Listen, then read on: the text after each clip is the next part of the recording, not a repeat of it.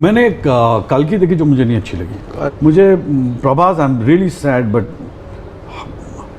why was he was like a joker. Hi guys, Arshad Warsi Bollywood actor ఉన్నారు కదా, ఆయన కల్కి మూవీ మీద అలాగే ప్రభాస్ గారి మీద కామెంట్స్ అయితే చేశారు. ఏం చేశారంటే, కల్కి సినిమా ఆయనకు నచ్చలేదంట. ఓకే, యాక్సెప్టబుల్, ఎవరి ఒపీనియన్ వాళ్ళది. ఒకరికి నచ్చొచ్చు, ఒకరు నచ్చకపోవచ్చు. అలాగే దీపికా పదుకొనే అండ్ అమితాబ్ బచ్చన్ గారి క్యారెక్టర్ వాళ్ళ పర్ఫార్మెన్స్ చాలా బాగా చేశారని చెప్పారు. ఓకే, యాక్సెప్టబుల్, వాళ్ళు బాగానే చేశారు. అండ్ ప్రభాస్ గారు జోకర్లా ఉన్నారంట ఈ మూవీలో. ఇది మాత్రం కరెక్ట్ కాదు. ఎందుకంటే నీకు ఎలా అనిపించిందో జోకర్ అని, కానీ బాలీవుడ్ మొత్తం షేక్ అయింది ఈ మూవీతో.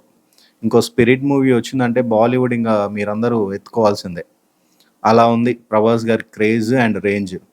ఆయన అమితాబ్ బచ్చన్ క్యారెక్టర్ ఎలివేషన్ చేసి కూడా ఆయన తగ్గించుకున్నాడంటే క్యారెక్టరు, అది మామూలు విషయం కాదు. సో అది రెస్పెక్ట్ ఇస్తున్నారనమాట, అది మీరు తెలుసుకోవాలి. అలాగే ప్రభాస్ గారి క్యారెక్టర్ ఏం తక్కువ ఏం కాదు. సో పార్ట్ 2లో చాలా ఉంటుంది ఆయన క్యారెక్టర్. ప్రభాస్ గారు అనేంత రేంజ్ అయితే మీదైతే కాదు. సో ఆయన గురించి కామెంట్స్ బ్యాడ్గా చేయడం ఆపేయాలి. మీరు బాలీవుడ్లో మూవీస్ తీసుకుంటే బెటర్. ఎందుకంటే మీరు మూవీస్ కూడా ఈ మధ్య ఏం తీయట్లేదు, ఎప్పుడో ఇంతకుముందు తీశారు. ఇలాంటి చెత్త కామెంట్స్ ఆపేసి మీ పని మీరు చేసుకోవడం బెటర్. ఎందుకంటే ఇలాంటి కామెంట్స్ ఎవరు యాక్సెప్ట్ చేయరు. నీకు నచ్చితే నచ్చిందని చెప్పుకోవాలి, లేదంటే లేదని చెప్పుకోవాలి. జోకర్లు ఇలాంటి వర్డ్స్ అయితే వాడకూడదు.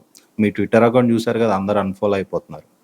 సో ఇలాంటి వర్డ్స్ అనే ముందు వెనక ముందు ఆలోచించుకొని అనాలి.